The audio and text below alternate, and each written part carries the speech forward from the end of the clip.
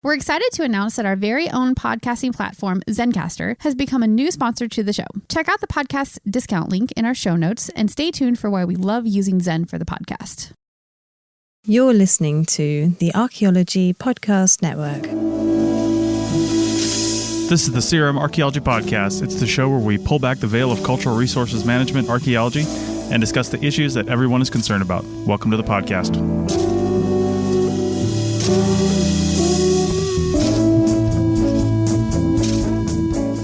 Hello and welcome to the CRM Archaeology Podcast, episode 202 for November 18th, 2020. I'm Chris Webster.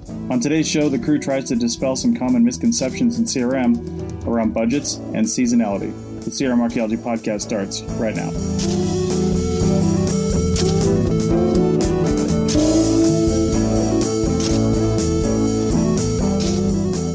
Hello and welcome to the CRM Archaeology Podcast, episode 202.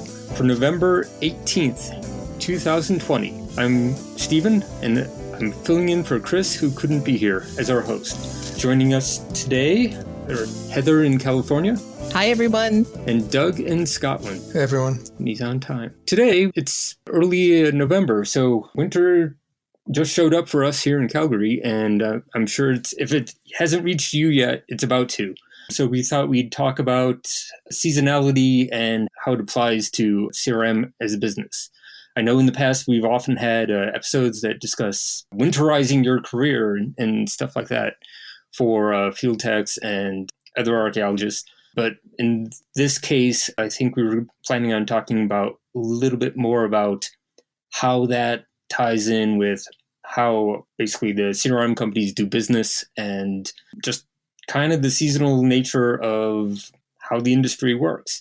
To kick it off, Heather was kind of interested in talking about just general basics as far as budgeting, because that does kind of apply in some ways. Heather, do you want to take that? Sure. For me, the kind of the impetus behind talking about this topic was just, watching. I enjoy watching all the channels, the social media accounts that, a lot of technicians and CRM professionals in any role are on. And a lot of times it makes me sad to see some of the conversations that I see that really, divides our practice as professionals and kind of has this concept of, the big man is trying to screw the little guy, and that technicians are not respected. And in some ways that is absolutely the case. I think it's more in a general sense. And I think that we as professionals need to be really careful to understand, where maybe the unfairness lies, and that many times it's not in the managerial staff. We should be looking critically, but not being critical about certain topics without having a full understanding. I think there's a lot of misconceptions when it comes to billing rates, for instance, and why, a billing rate is different than the hourly rate that the technician in the field receives. And I think that, budgeting is really, it's a really complex, it's difficult. It's something that, you have to have a lot of practice at to do well and to actually make money. And we have to remember that as technicians in the field that, without a company that is sound, is solvent and doing well, we're not going to have a job. So it is important that budgeting happen. The company has to make money or it's not going to be around for very much longer. So, and then we're not going to have a job. So I think it's important that people understand, and part of my reasoning behind this, a portion of this conversation was to kind of just demystify the billing rate. So, I think the going rate, or the going what we call multiplier, is in this field and really in any service field, because the product that we provide our clients is a service. We're not selling a desk or a computer. We are selling ourselves and our expertise. And so generally it's that triple multiplier. So let's say, just to make math easy, somebody's making $25 an hour. A technician, Joe, the technician, is making $35 an hour. He works for ABC CRM company, and this ABC CRM company charges their client, or bills Joe out at $75 an hour. And so, a lot of times you hear, oh, it's the big guy is, making money off the backs of the technician, when in actuality, generally the profit margin, a company's lucky if they're getting 10%, which means, round it off to $8 out of that $75 that is billed to the client. The company is actually only making $8.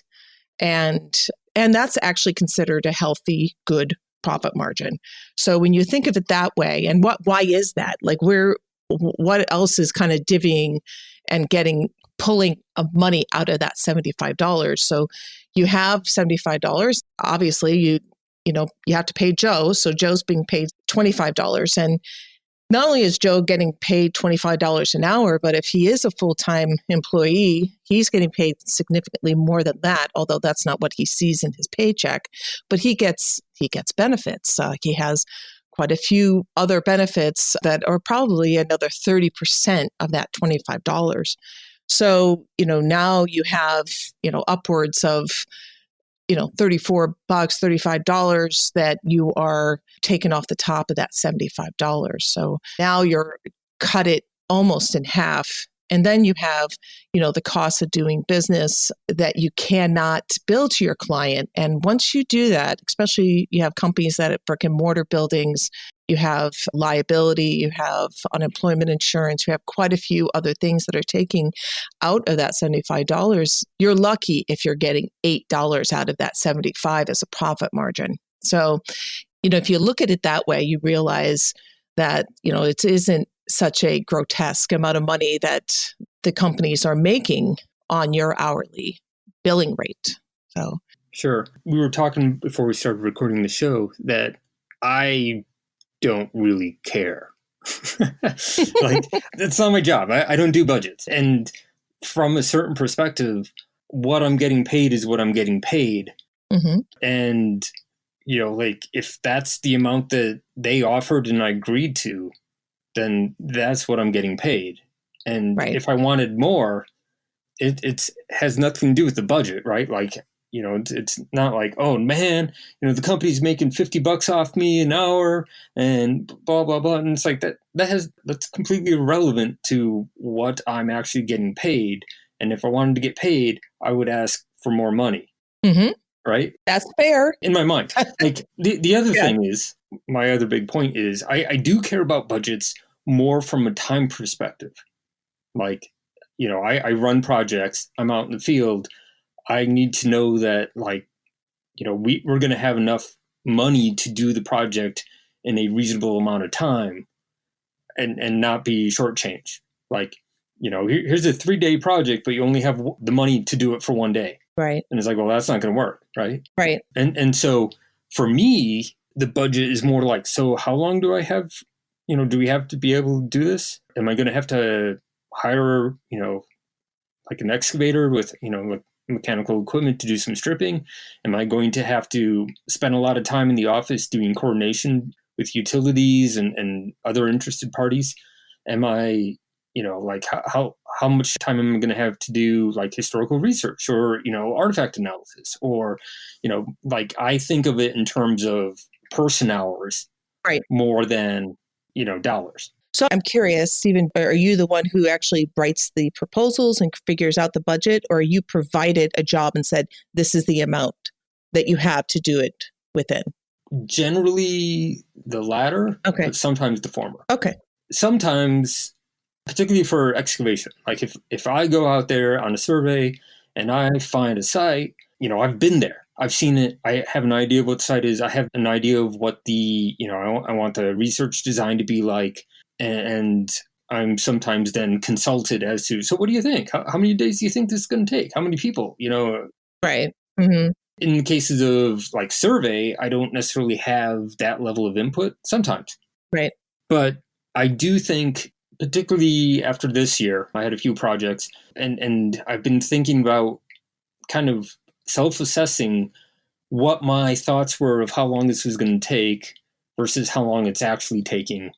And how could I, is there a possibility of front-ending like the recommendations of how long things are going to take. Like, how can we better, have a more accurate picture of what things are going to take? Yep.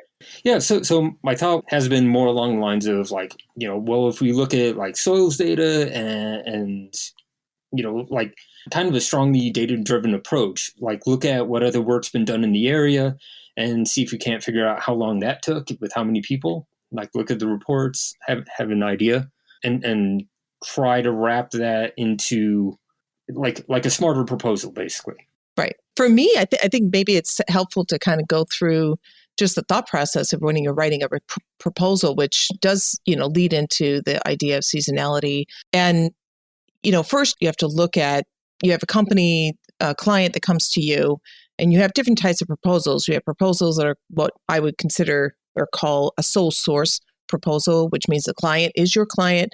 They trust you. They want to work with you. They come to you to say, okay, I need this done. How much is it going to cost?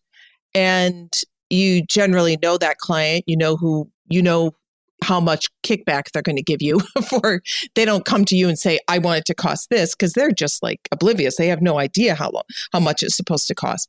So, but then you also have those competitive bids where you're really trying to win the bid. And sometimes there's certain considerations you need to take where you would call it, maybe it's a competitive bid. You're buying a job, even though they're paying you, you're willing to take a bit of a hit so that on your profit margin, so that you can establish a relationship with a client that you really do want to have long term, not just for this project, but long term. And so, that a lot of times your profit margin is going to be smaller.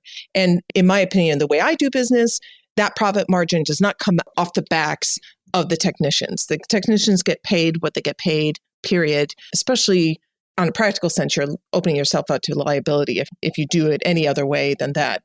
So, as far as labor laws and such. So, when you're looking at a proposal, you do have to, it's more than just like you're saying, yeah, there's considerations of how many people. And I think that's a really good question. For me, I have formulas that I have in my head as far as a survey. How many acres can one person do in a day?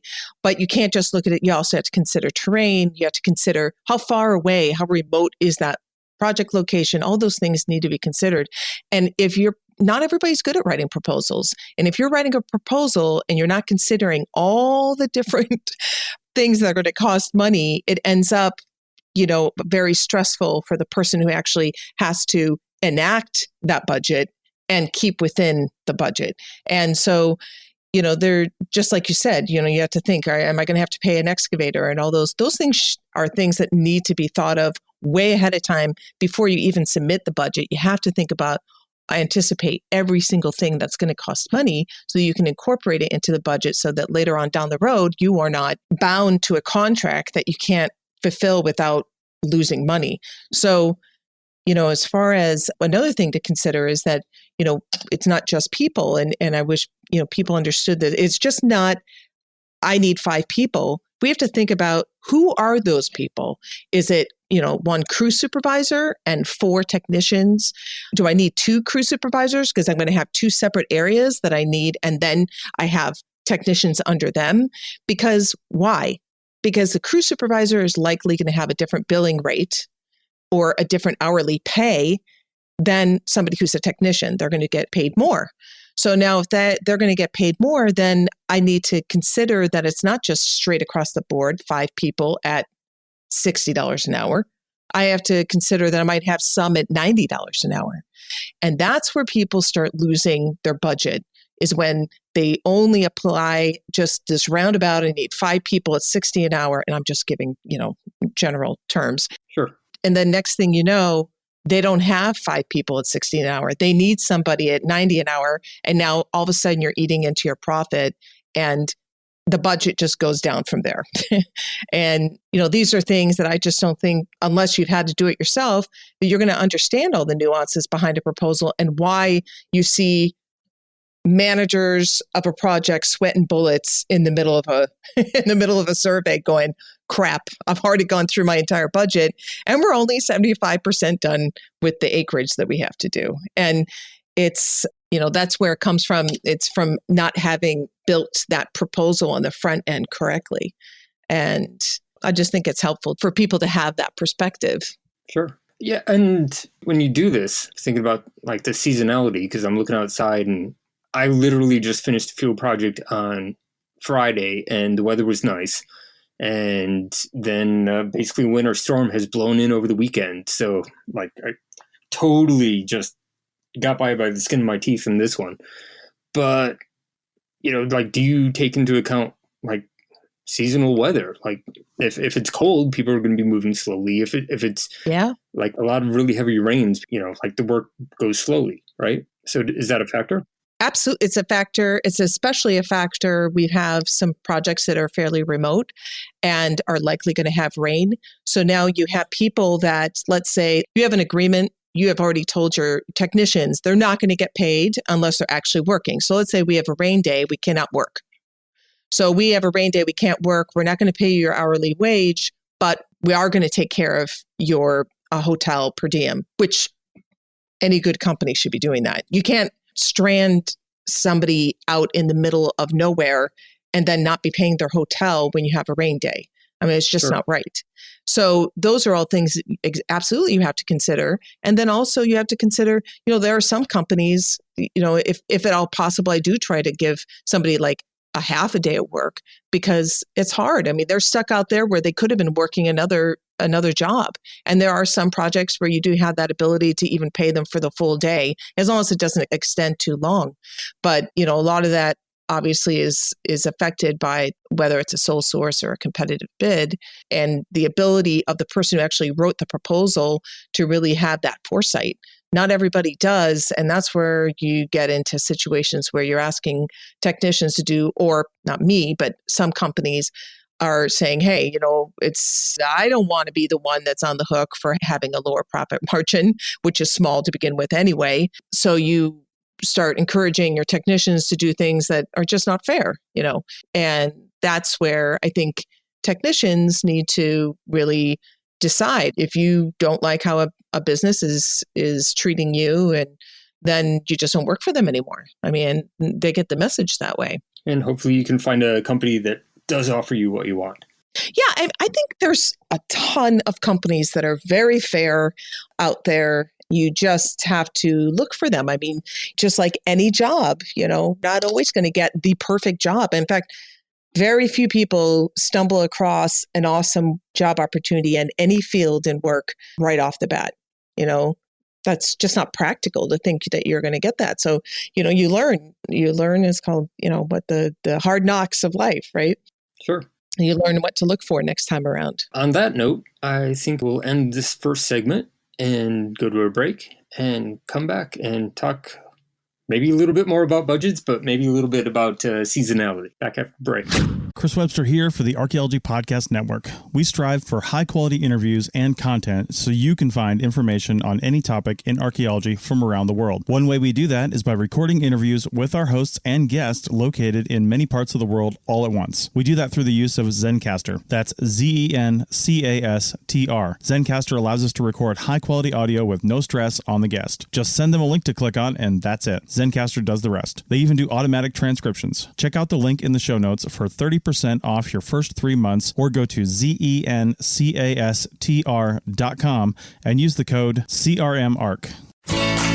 Looking to expand your knowledge of X-rays and imaging in the archaeology field? Then check out An Introduction to Paleoradiography, a short online course offering professional training for archaeologists and affiliated disciplines. Created by archaeologist, radiographer, and lecturer James Elliott, the content of this course is based upon his research and teaching experience in higher education. It is approved by the Chartered Institute for Archaeologists as 4 hours of training. That's in the UK, for those of you that don't know. So don't miss out on this exciting opportunity for professional and personal development. For more information on pricing and course structure, visit paleoimaging.com. That's PALEO imaging.com, and look for the link in the show notes to this episode. Welcome back to the CRM Archaeology Podcast, episode 202. We spent pretty much most of the first segment talking about budgeting and the like, and expectations and planning. But for this segment, I think we're going to segue into talk about seasonality, because it's that time of the year, and if you're not already hunkering down for the winter, you're probably thinking about it. And I just wanted to start, part of where this conversation started when we were just chatting before the recording started. I really appreciate the cyclical nature of the seasons as far as work goes. I enjoy field work, I enjoy office work, I enjoy lab work, but I don't necessarily want to do any of one of those things full time. And so right about the time that I'm starting to, feel really beat up from doing all that field work, winter comes and I end up doing a lot of report writing and artifact analysis and maybe some cataloging. And then, just when you start getting a little stir crazy in the spring, field season kicks back in and you're out in the field again. And it makes for a nice, just kind of a process of keeping it fresh. At least it works that way for me. I know that some places don't necessarily have that. When I worked in Georgia, there were dedicated field teams and lab teams, and some people would go back and forth, but for the most part, they were pretty dedicated. So this seasonality thing doesn't necessarily apply to everybody who might be listening to this episode, but I think that it is a consideration for a lot of us. Heather, you were talking about how even California has like a seasonal cycle. Sure. It does. I'm actually kind of curious, and I'll respond to that, and then I do have a question for you. So yeah, obviously we don't have snow. Well, we do in some areas, but generally in the areas that I work in, we don't have that aspect of snow where you have a very hard ground and you really can't excavate. But we do get a lot of rain here, and I've had projects where it does not matter what's happening. You're working through whatever comes your way weather-wise, unless for some reason it's unsafe, like you have extreme heat, or if you have a lightning storm or something like that, which actually doesn't happen all that often in California, but those types of things where it wouldn't be safe, then of course that would curtail work. But generally, I think it depends on the project, how much, and the crew, the person who's managing the project, how much weather affects. And for me, it's not as much of a season where, okay, now I'm doing field work and now I'm doing lab work. That leads to my question for you. For us in CRM, or at least my experience in CRM in this area, is that, we have to turn around. We do our field work. We have to turn it around. Our clients don't wait for us to wait until the lab work later on. They need a complete report in order to move forward with their project. And so we don't have the luxury of doing that field work and then maybe hopping to another project and doing that field work and then having maybe an actual season, quote unquote, season of lab work.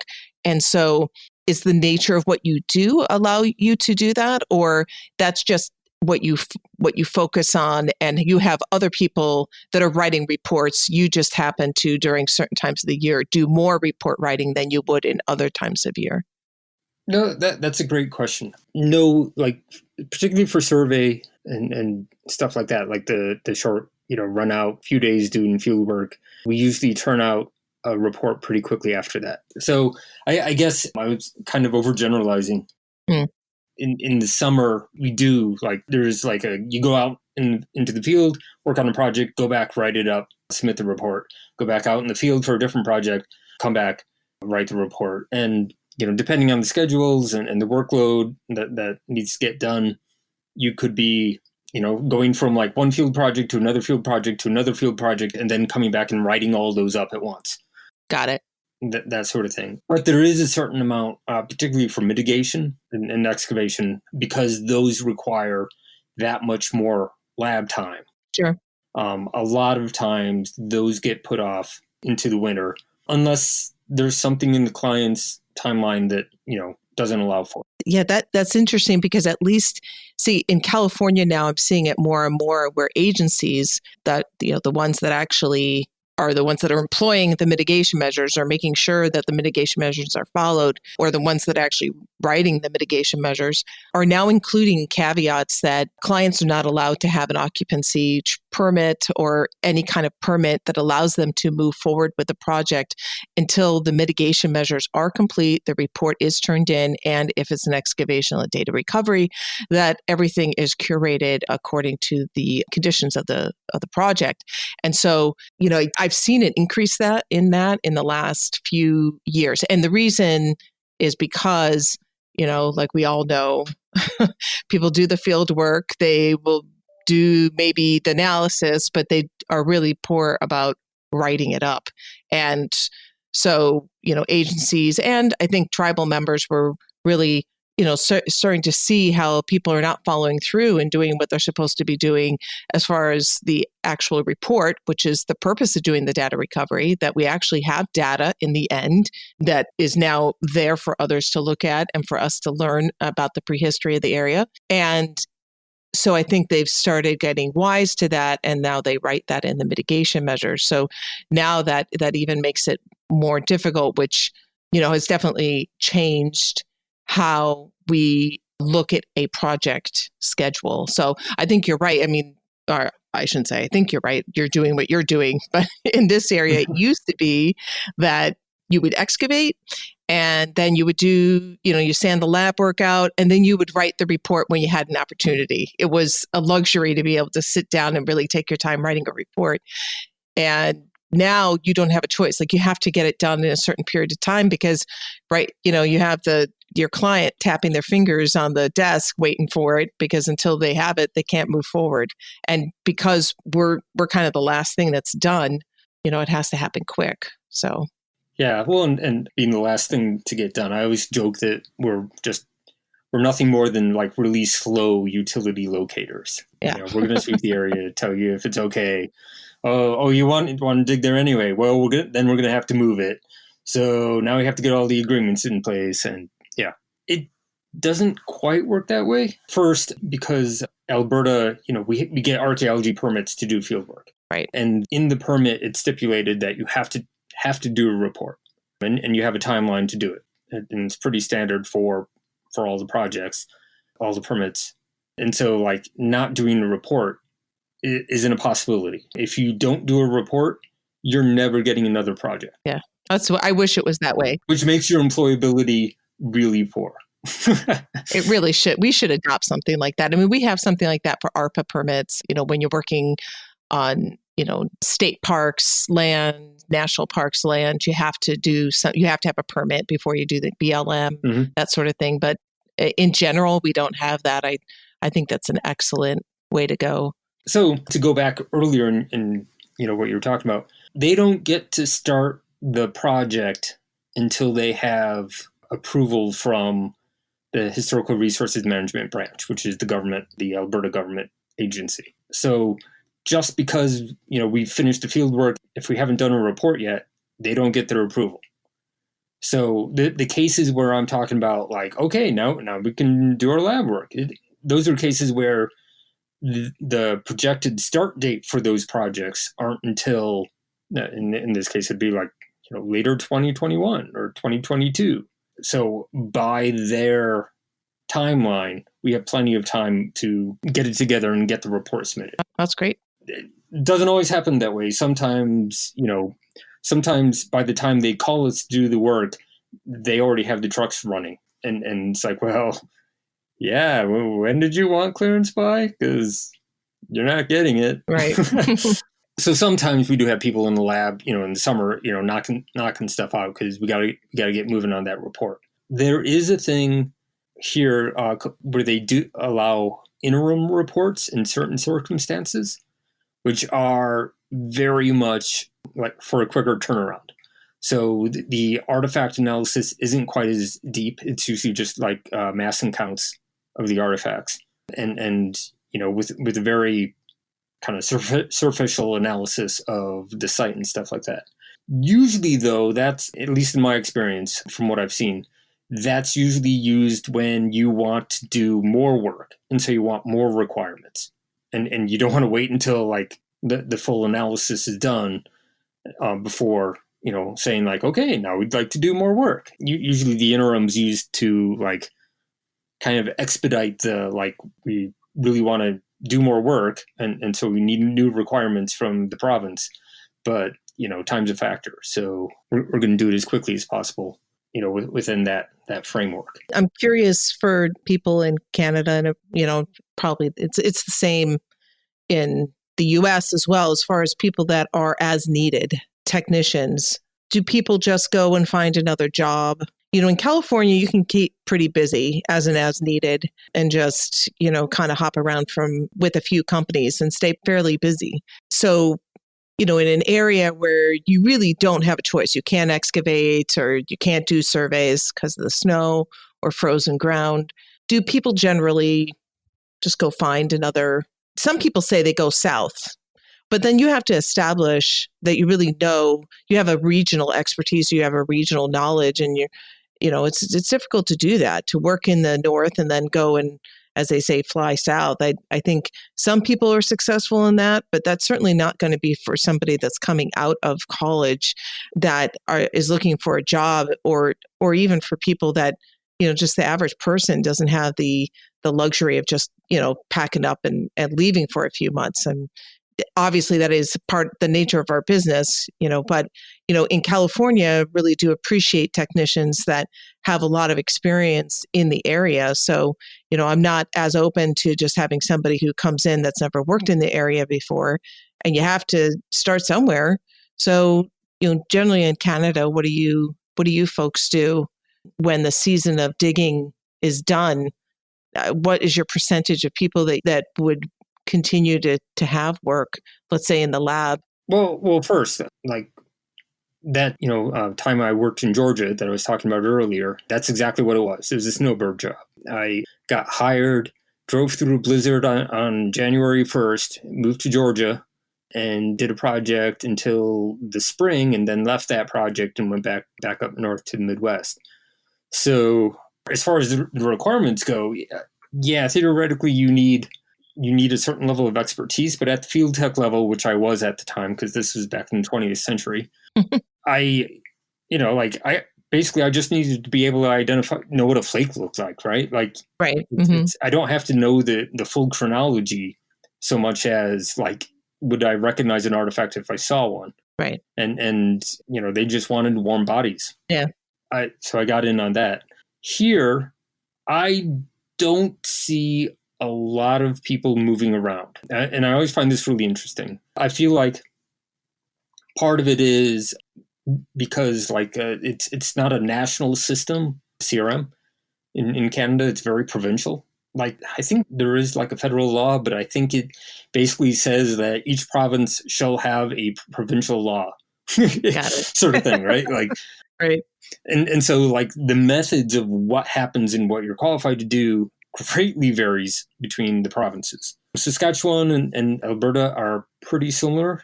And I have done some work in Saskatchewan and Ontario as field assistants. I haven't actually run any project. Nope, Saskatchewan I did. I did run one project there.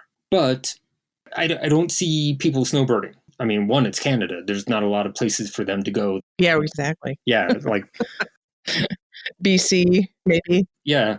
There is some winter work that happens. Like, sometimes you do get called out for a very miserable winter job, because it has to happen. And it has to happen now. And those are, the heated tent and the heating pads that thaw the ground and crap like that. And they are very expensive for the client. Yeah, right. I can imagine. And like, I've never heard a whole lot of happiness for people who have worked on those projects. I've never actually done one myself because I've only been working in Canada for 6 years now. So a lot of the winter work that tends to get done is lab work, finishing up like final artifact analysis and stuff like that for technicians. And yeah, we don't keep them all on.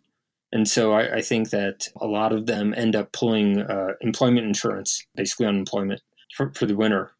And maybe they've got like a winter side gig job that they do, or I don't know. I think it varies, and the goal is to get a full-time job. Right. That's the goal everywhere, right? Like have a permanent job, and some people, if they don't get one, eventually they just drop out because it's a really hard lifestyle to live in the long term. In the Mountain West, you end up with a lot of, at least at the field tech level, people going into sort of winter activities, seasonal winter stuff. So all the ski slopes / snowboard slopes open up And so you end up with a lot of people who, as archaeology ends, they then move into the other seasonal job that they have. And some people can make that work quite well, where they just alternate.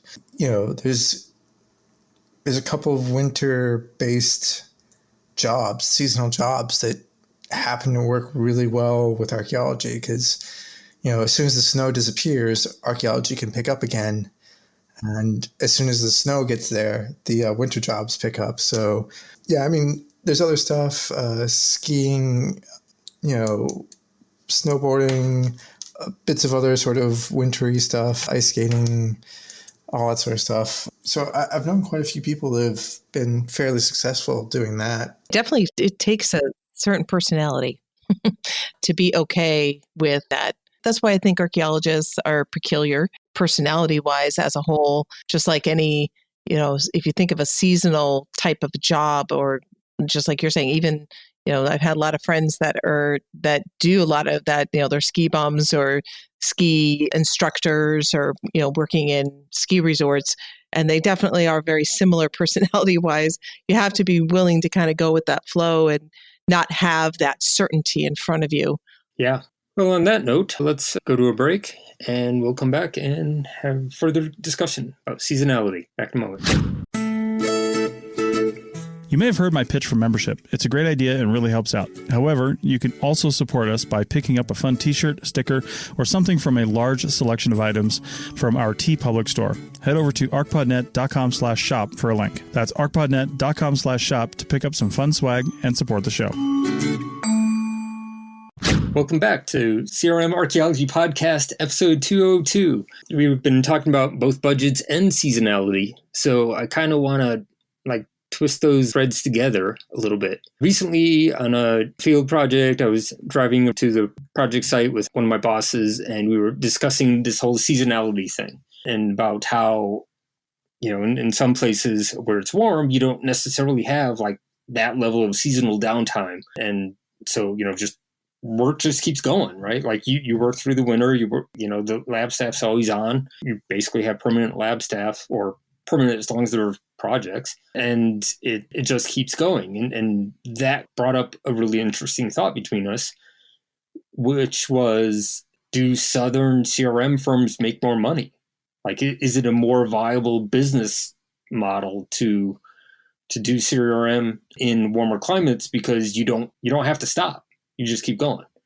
So I thought I'd bring this up because it addresses both, basically both of what we've already been talking about. Anybody want to try to field this? I think it's probably highly speculative. Yeah, off the top of my head, I would say it doesn't pass the gut check, just because, if we're talking just USA here, all the CRM firms are quite small. Mm-hmm. And one could make the argument that the bigger ones are in the South, but mainly it's the Southwest. So unless you're part of an organization that's been bought out by a bigger environmental consultancy firm, engineering, something like that, some sort of organization that can then have jobs all across the country and, basically have a bit of a scale factor to them. For the most part, you would expect by now, CRM has effectively been going for almost 50 years, 1970s. Essentially. So if it was a huge advantage, we would have seen by now that actually we'd have, 1,000 strong archaeology firms, and we would have, maybe just a couple, and they would dominate everything. Or you would have got people who could then buy out firms from the South upwards. So buying out people in, I don't know, maybe you're based in Texas and you buy out everyone heading up from Oklahoma and all the way up to the Dakotas and whatnot. Well, don't we see that? I mean, when I think about large CRM firms, and are there large CRM firms? Pure CRM firm. Isn't Swika? No, that's an environmental firm. They do way more than. Didn't they start as a CRM firm though? I do not know. But I know that they do more than CRM. Because I thought they had. Yeah, maybe. Who's this? I missed the... SWCA. Yeah, they're environmental. The largest what well, I don't know if they still are. It was SRI was the largest CRM, primarily CRM, starting out as a CRM company. And they had maybe 100 people, give or take, on anything. So, I mean, But I feel like these are, like when you talk about like the larger firms, and granted, for CRM, that means like more than 15 people, right? But like when you talk about the larger firms, I think of companies coming out of California and the Southwest, and yeah, there's still small firms there, but yeah, but that has more to do with where the work is. Just, I mean, everything west of the Mississippi has massive amounts of government land, which results in a lot bigger projects, a lot more archaeology. And that's not to, there's still lots that happens on the east and, northeast and stuff like that. But, you see it with wages. Wages are better out west because there's more work. Mm-hmm. I think what you're seeing with that is basically, that's why I was saying like, Southwest or West or stuff like that. Yeah, there's the South, but like you're not seeing companies coming out of, say, Alabama or Florida or Georgia or someplace like that you can mostly do CRM all year round, sort of coming out and dominating. They're not that big of firms. Again, if we're talking pure CRM only, not, environmental firms or people that have been bought by environmental firms or, stuff like that. Yeah, the ones from the Southeast that come to mind, like PCI, Pan American Consulting. I don't know. Maybe are they still a thing? I haven't really kept track. Yeah, I just looked up SWCA, which from my understanding is people that work for SWCA hate it when they are called SWCA. I learned that the hard way. But I just looked it up, and it was started by Dr. Stephen Carruthers, and it was a small ecological research firm, but he was an aquatic and terrestrial biologist, so not an archaeologist. So yeah, I mean, the smaller firms have, at least in the area that I'm in, we have some really, smaller firms that focus primarily on government work or work that requires DBE, that requires a certain percentage of, disadvantaged businesses be on the payroll for certain projects. And so, a lot of times those smaller projects or those smaller companies get relegated to projects that larger companies would be completely, kind of nixed out of because they're not a DBE, unless the larger company has them on, as a subconsultant. And so, I think you've gotten, at least in this area, you've gotten, certain, except for the small, the meat and potato local projects, phase ones and smaller phase ones for development, that kind of thing. But generally, the smaller CRM firms are doing either as a subconsultant for a larger firm, or they're, doing work that they have a better chance of winning because of the DBE requirement. Or you have smaller companies that are just, very boutique, very focused on doing very high quality work. And not that everybody shouldn't be aimed at doing that. They should, but there are some that have really, I can think of a few in the California area, one being Far Western, that, they're known for, excellent work. And because of that, they've carved out a niche for themselves of doing, very good research. And so they get work just based on that. But I don't think that just because of the type of work that we do, you're not going to find really large, I guess what you would conglomerate, type of companies that are solely archaeology, solely cultural. Those larger firms are always going to be a group of consultants and that have a good combination of, knowledge of regulatory knowledge along with the pure archaeology that is necessary.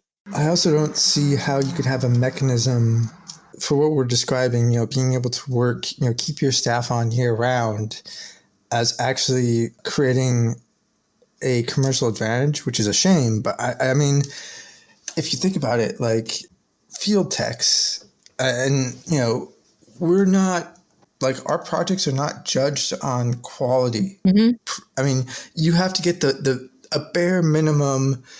It has to look good enough to pass, muster with your SHPO or, whatever regulatory, whatever department who's the, primary people on it. So, maybe it's BLM, Forest Service, state something, whatever.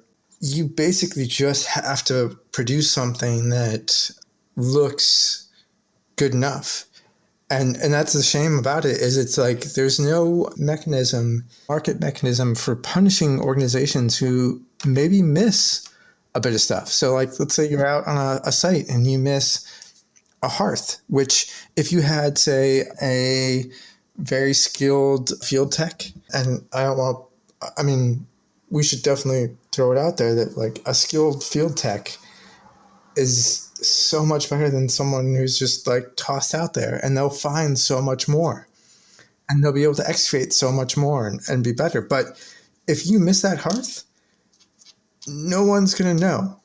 Mm-hmm. There's no one there to check. We don't have, you don't have any sort of oversight. Occasionally you might have someone pop out to a site from, the overview. So maybe it's a BLM archaeologist who sort of wants to see what's going on, but they're not there every day. They're not there, double checking and seeing for quality. And so you could just hire in, and I don't say you could, it happens.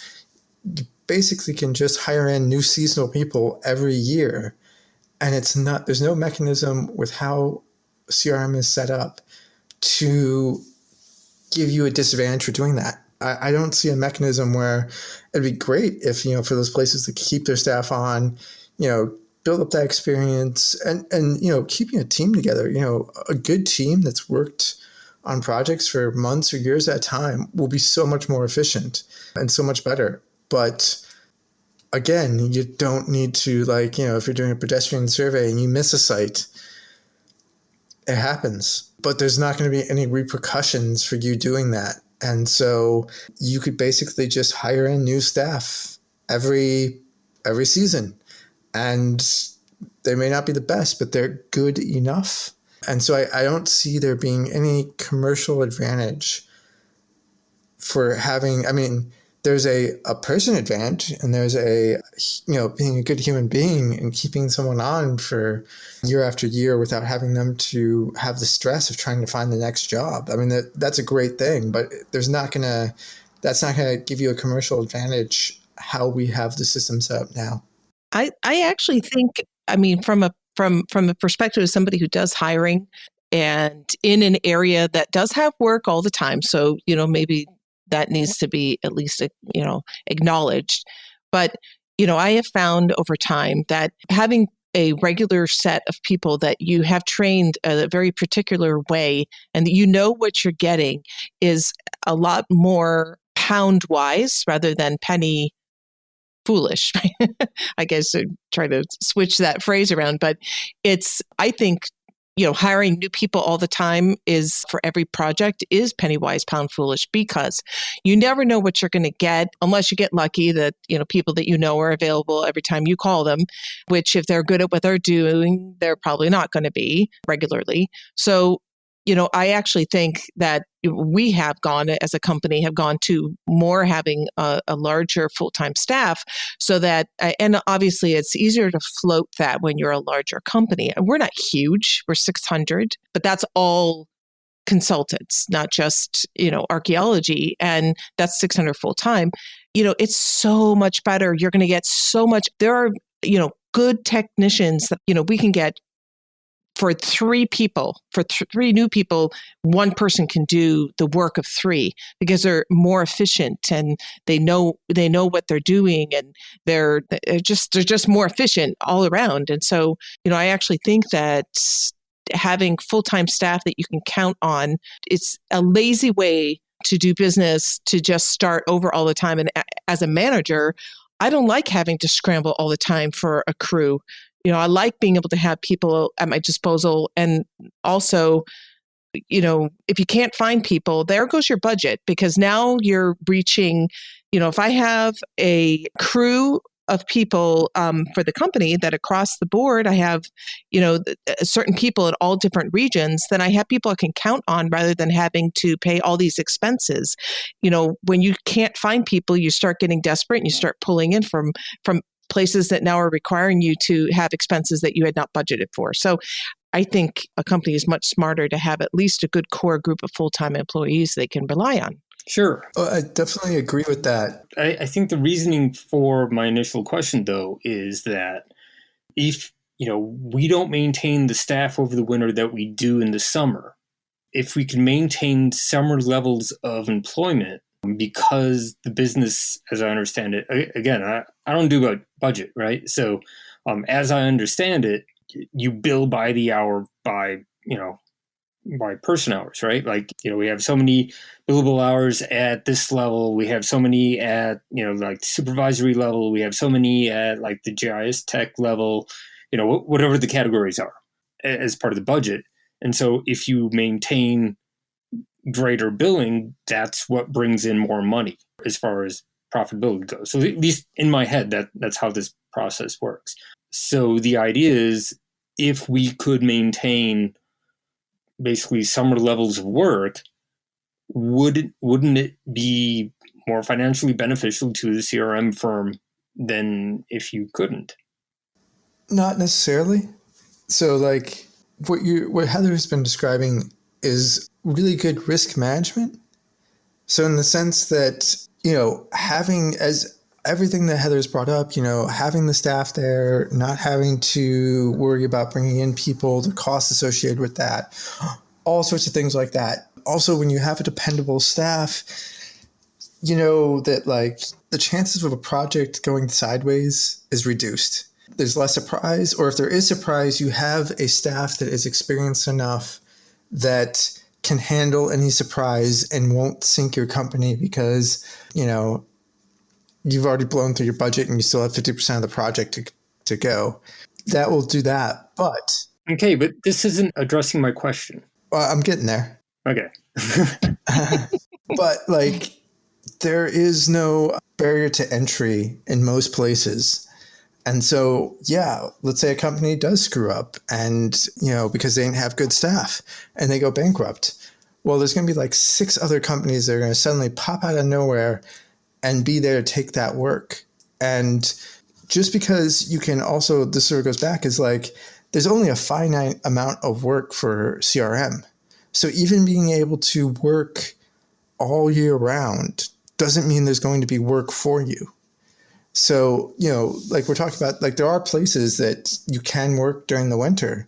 Doesn't mean that there's always work there during the winter. I mean, construction goes on a sort of cyclical nature, and it could be by regions or, big project comes through, that's great. And then there's nothing for like 2 or 3 years. I mean, not nothing, but you're not able to maintain those levels of staff that you would hope for during that time. And so, yeah, it's nice being able to keep your staff around all the time, but doesn't necessarily mean that there's going to be work for them.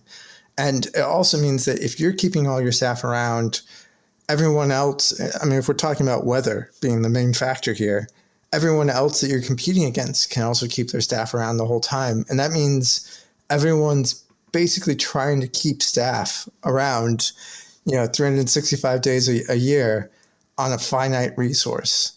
And that's tough. I see lots of advantages to being able to keep around staff, but one of those being that you're going to make more money and be able to, dominate the CRM sector is not one of them.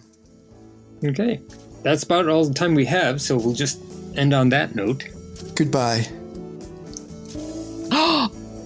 Aren't you supposed to wait, Doug? I mix it up sometimes. Sometimes Doug doesn't wait for anybody but Chris. I feel special that you did that. Doug. Yeah. Okay. And sometimes I do a countdown. You feel safe with us? I do.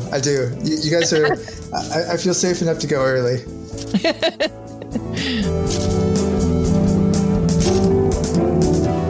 That's it for another episode of the CRM Archaeology Podcast. Links to some of the items mentioned on the show are in the show notes for this podcast, which can be found at www.arcpodnet.com/CRMArcPodcast. Please comment and share anywhere you see the show. If you'd like us to answer a question in a future episode, email us. Use the contact form on the website, or just email chris@archaeologypodcastnetwork.com. Support the show and the network at arcpodnet.com/members. Get some swag and extra content while you're there. Send us show suggestions and interview suggestions.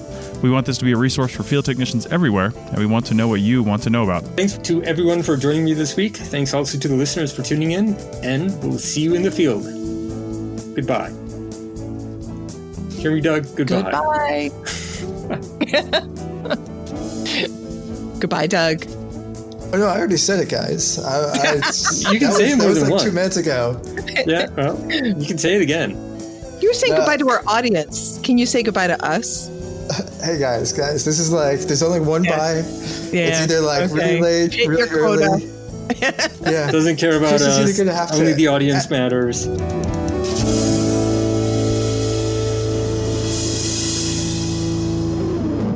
This episode was produced by Chris Webster from his RV Traveling America, Tristan Boyle in Scotland, and the Archaeology Podcast Network, and was edited by Rachel Roden. This has been a presentation of the Archaeology Podcast Network. Visit us on the web for show notes and other podcasts at www.archpodnet.com. Contact us at chris@archaeologypodcastnetwork.com. Yeah, he's either going to have to edit this out or edit it in or cut it and move it around or just get in our whole 2 minutes of us just talking. This will just be the whole third segment. There you go. Fourth segment. They get a bonus goodbye segment. The encore that no one asked for. There you go. Anyway, bye all. Bye. Thanks again for listening to this episode and for supporting the Archaeology Podcast Network. If you want these shows to keep going, consider becoming a member for just $7.99 a month. That's cheaper than a venti quad eggnog latte. Go to arcpodnet.com/members for more info.